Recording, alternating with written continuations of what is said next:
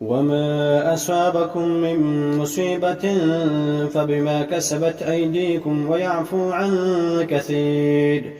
وما أنتم بمعجزين في الأرض وما لكم من دون الله من ولي ولا نصير. ومن آياته الجوار في البحر كالأعلام إن يشأ يسكن الريح فيظللن رواكد على ظهره إن في ذلك لآيات لكل صبار شكور. أو يوبقهن بما كسبوا ويعفو عن كثير.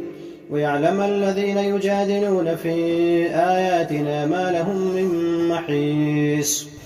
فما أوتيتم من شيء فمتاع الحياة الدنيا وما عند الله خير وأبقى للذين آمنوا وعلى ربهم يتوكلون. والذين يجتنبون كبائر